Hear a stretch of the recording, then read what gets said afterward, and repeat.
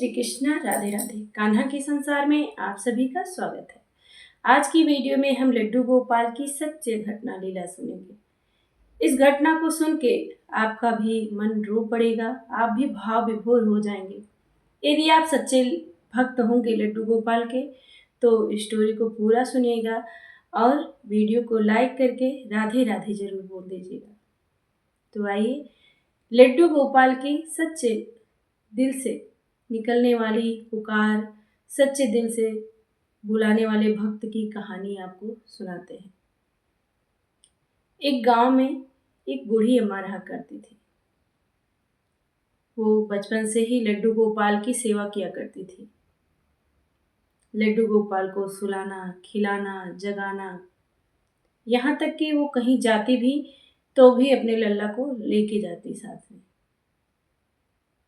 समय बीतता गया, लल्ला का प्यार उनको मिलता गया।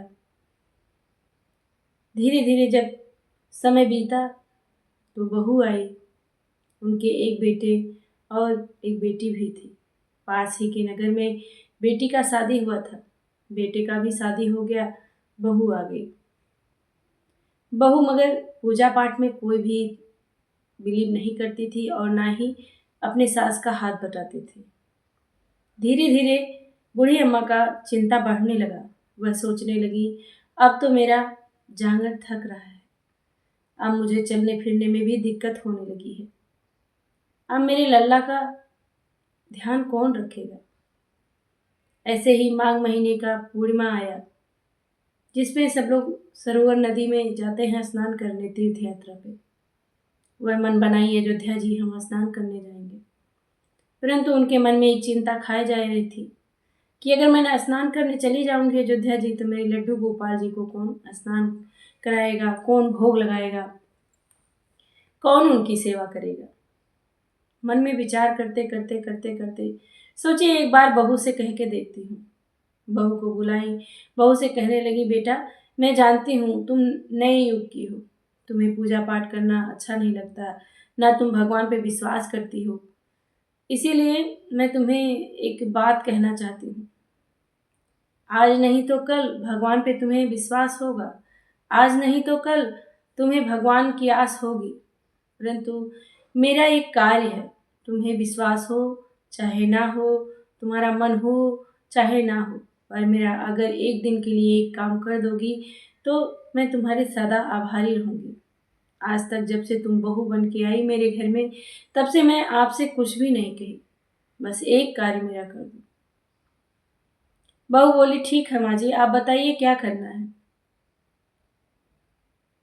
बूढ़ी अम्मा कहने लगी कि बेटा मेरे लाला हैं, मेरे कान्हा हैं, जिस तरह से तुम्हारे पति को मैं अपना बेटा मानी, जिस तरह से पाल पोस के बड़ा की, वैसे लाला को भी मैं पाल पोस के बड़ा की हूँ। इसी तरह से मैं इनको रोज भोग लगाती हूँ, सेवा करती हूँ, तो मैं 2 दिन की सेवा तुम्हें देना चाहती हूँ, जिससे मैं स्नान करके आराम से वहाँ से वापस लौट के आ सकूँ।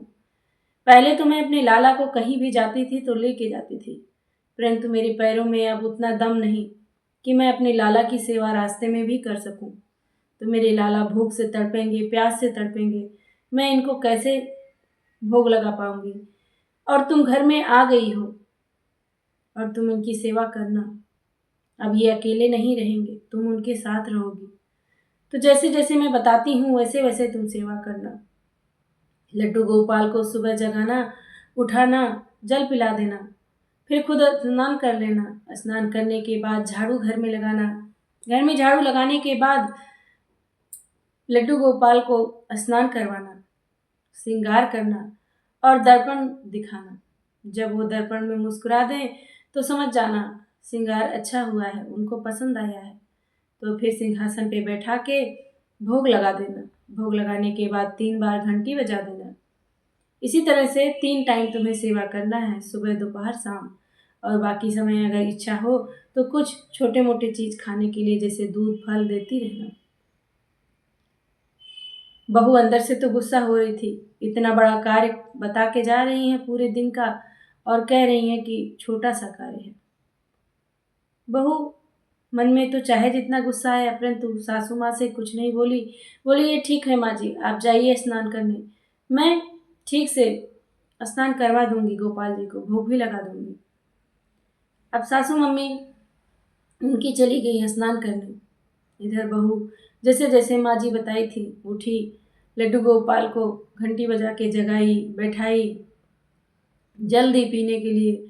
उसके बाद झाड़ू लगाई, स्नान की। स्नान करने के बाद जब आई और कहने लगी, उठो लाला, चलो स्नान करा दे। एक प्लेट में रखी, स्नान करवाई, सुंदर श्रृंगार की, दर्पण दिखाने लगी। बोली, लाला मुस्कुरा दो, लाला मुस्कुरा दो। परंतु उसे यह नहीं पता था कि भगवान विग्रह मुस्कुराते नहीं हैं, बस भाव से रिझते हैं। वो बहुत मन की भोली थी, भले ही पूजा पाठ नहीं करती थी, भले ही उसमें विश्वास नहीं करती थी, पर उसे लगता था कि मेरी सासू मम्मी इनको दर्पण दिखाती होंगी तो ये मुस्कुराते होंगे। क्या कि फिर से उनका श्रृंगार निकाल दी, फिर से स्नान करवाई, फिर से श्रृंगार की, फिर दर्पण दिखाने लगी, फिर भी लाला नहीं मुस्कुराए। ऐसे ऐसे करते करते वो 14 बार ऐसा श्रृंगार की और श्रृंगार निकाली।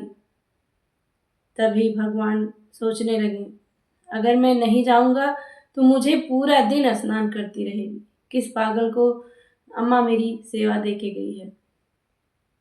अब लड्डू गोपाल साक्षात आके मुस्कुराने लगे दर्पण में देख के। जल्दी से प्लेट लाई भोजन का और लड्डू गोपाल जी के समक्ष रख दी। सारे लड्डू मिश्री सब कुछ भगवान ग्रहण कर लिए। 2 दिन का समय ऐसा बीत गया, शाम हो गई। माँ जी आई, कहने लगी, बेटा जो भगवान को भोग लगाई थी थोड़ा सा ले आओ प्रसादी, खा के जल पीते हैं।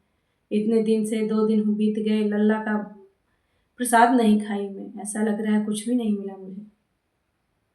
तभी बहू बोली, अम्मा जी आपके गोविंद जी, आपके ठाकुर जी तो कुछ भी छोड़ते ही नहीं, जब भोग लगाती हूँ मैं सब खा जाते हैं, कुछ बचता ही नहीं। थोड़े से जल बचे हैं, जल लेके आती हूँ। तभी बूढ़ी अम्मा मन ही मन सोची, बहू लालची होगी, शायद इसे भूख लग रहा होगा, दिन भर में लड्डू अच्छा लगा होगा, खा गई होगी, मिश्री का चाय वाय बना के पी ली होगी। ऐसा सोच के बहू से कुछ बोली नहीं। बूढ़ी अम्मा शाम हो गया, सो गई। लड्डू गोपाल जी को भी सुला दी और सपने में लड्डू गोपाल जी आए। कहने लगी, बूढ़ी अम्मा तू किसे सेवा दे के गई थी, बड़ा ही आनंद आया। अगले दिन से मैं चाहता हूँ कि मेरी सेवा जब हो तो मैं एक सच्चे भक्त के सामने आऊँ। ऐसा कह के उसके बाद आधी बात अधूरी कह के अंतर ध्यान हो जाते हैं भगवान। जब अंतर ध्यान हो जाते हैं भगवान, बूढ़ी अम्मा सुबह उठती हैं तो सोचने लगी, क्या पता मेरी बहू से कोई गलती हो गई हो, इसलिए भगवान मुझे ऐसा संक्षेप में बता रहे हैं। अब लड्डू गोपाल जी को स्नान कराने लगी, दर्पण दिखाई, सेवा की, भोग लगाई, सब कुछ कर दी, परंतु भगवान के चेहरे पे स्माइल नहीं है, खुशी नहीं है। भगवान का मुंह बना है। अब मैया कहने लगी लाला से, क्या हुआ लाला, पहले तो तुम श्रृंगार करने पे खिलखिला के मुस्कुराते थे, मुझे ऐसा अनुभव होता था, परंतु आज क्या हो गया है, तुम्हारा मुंह लटका हुआ क्यों है। ऐसे से दिन बीत गया, फिर रात्रि आई, फिर साक्षात भगवान सपने में फिर से आए। कहने लगे, तेरी बहू बड़ा अच्छा सेवा करती है, मुझे तेरे बहू के हाथों से सेवा चाहिए। तभी सुबह हुआ और बहू को बुला के हाथ जोड़ के पैर पकड़ के सासू माँ रोने लगती हैं। कहती हैं, धन्य हो बहू, भले ही तू रोज पूजा नहीं करती थी मगर तेरे मन साफ थे, भले ही तू रोज भोग नहीं लगाती थी पर तेरा मन साफ था। मैं पूरे जीवन लड्डू गोपाल जी की सेवा की, परंतु लड्डू गोपाल जी मुझसे कभी नहीं रीझे। तू सत्य कहती थी कि भगवान सारे भोजन खा लेते हैं, तू सत्य कहती थी कि हाँ भगवान दर्पण में मुस्कुराते थे। मुझे लगा तू मुझे खुश करने के लिए, जब मैं पूछी क्या दर्पण में देख के ठाकुर जी मुस्कुराते थे तो तुम बोली हाँ, मुझे लगा मुझे खुश करने के लिए बोल रही हो, परंतु तुम धन्य हो। ठाकुर जी चाहते हैं तुम इनकी नित्य प्रतिदिन सेवा करो, जो चाहोगी, जो भी इच्छा रखोगी भगवान तुम्हें देंगे। बहू को भी उस दिन एहसास हुआ कि हाँ, भगवान होते हैं। भगवान की सेवा सच में एक भक्त ही कर सकता है, भाव के साथ कर सकता है। तो भगवान यह समझाते हैं कि भगवान भाव के भूखे हैं, ना आपके सोना चांदी, ना हीरा मोती, किसी भी चीज़ के भूखे नहीं हैं। यदि भाव से आप साग भी खिलाएंगे तो भगवान रीझ जाएंगे। विदुर के घर भगवान 56 भोग छोड़ के विदुर के घर पहुंच गए साग खाने। तो इसी तरह से ये कहानी का महत्व हम सभी को पता चला कि जो भी कुछ हमारे घर है, हम भाव से उनको भोग लगाएं, भाव से उनको रिझाएं। हमारे लड्डू गोपाल प्रेम के भूखे हैं। ये इस रूप को इसीलिए ही रखे हैं कि माँ का सच्चा प्यार पा सके। ऐसा नहीं है कि सासू माँ उनको प्यार नहीं करती थी, पर मन में चतुराई थोड़ी बहुत थी। तो लल्ला मानती हैं यदि ठाकुर जी को, तो लल्ला ही मानिए। भगवान का विषय छोड़ दीजिए, नहीं तो आप सेवा नहीं कर पाएंगे और ना ही आपसे भगवान फिर कभी रीझ पाएंगे। तो इसीलिए भगवान को भगवान रहने दीजिए, पर लल्ला मानती हैं तो सच में लल्ला मानिए। लल्ला मानते हुए उनकी सेवा करिए। बस हमें क्या करना है, साफ सफाई का ध्यान रखना है। सारे ब्रह्मांड का स्वामी बस प्रेम से रीझता है और प्रेम से ही रीझेगा। तो आशा करते हैं लड्डू गोपाल की ये छोटी सी कथा आप सभी को प्यारी लगी होगी। यदि आपके दिल को थोड़ी भी ये कथा छुई है तो कमेंट में राधे राधे बोल के जाइएगा। मिलते हैं अगली कथा के साथ, तब तक के लिए नमस्कार। जय श्री कृष्ण। राधे राधे।